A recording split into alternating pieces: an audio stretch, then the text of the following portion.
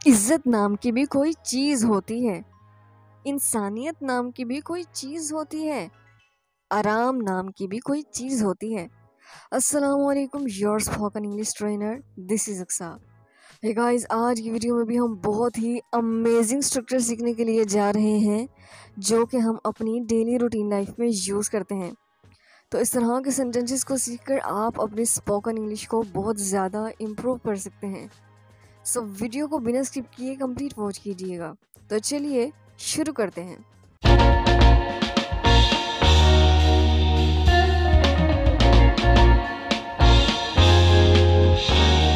तो स्ट्रक्चर है हमारे पास, there is something called dash to.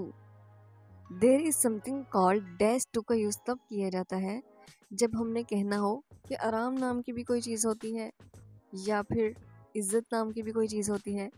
Dash की जगह पर हम वो चीज़ लगा देंगे, मतलब जिस नाम की कोई चीज़ होती है, राइट। तो चलिए इसकी कुछ एग्जांपल्स देखते हैं।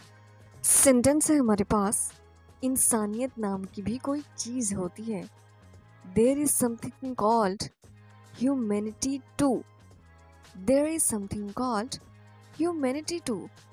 इंसानियत नाम की भी कोई चीज़ होती है, इज्जत नाम की भी कोई चीज़ होती है।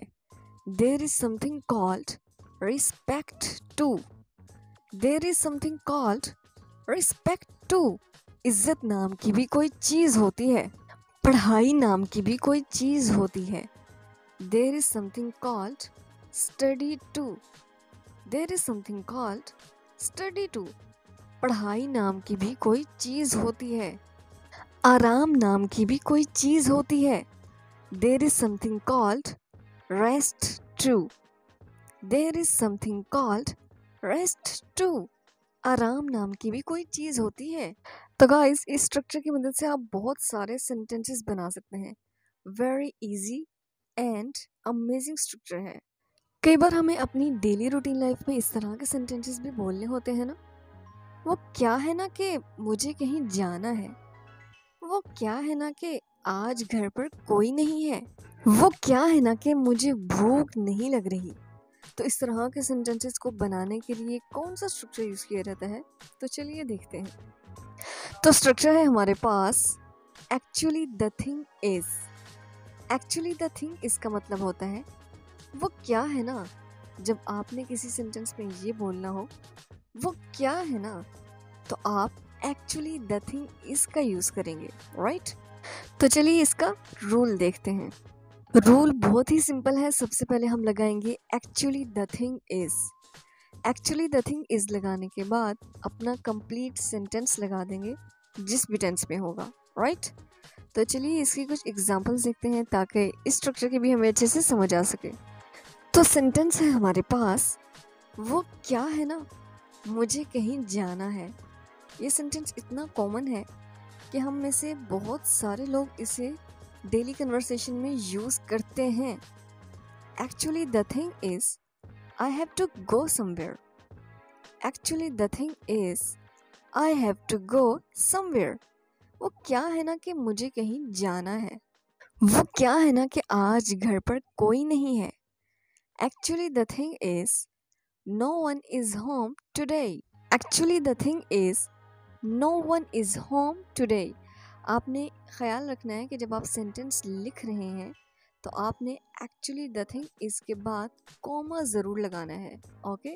जब आप सेंटेंस लिख रहे हैं तो वो क्या है ना कि मैं तुमसे मोहब्बत करता हूँ। Actually the thing is I love you. Actually the thing is I love you.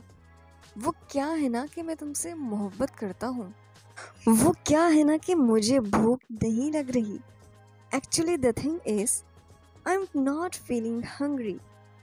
Actually, the thing is, I'm not feeling hungry.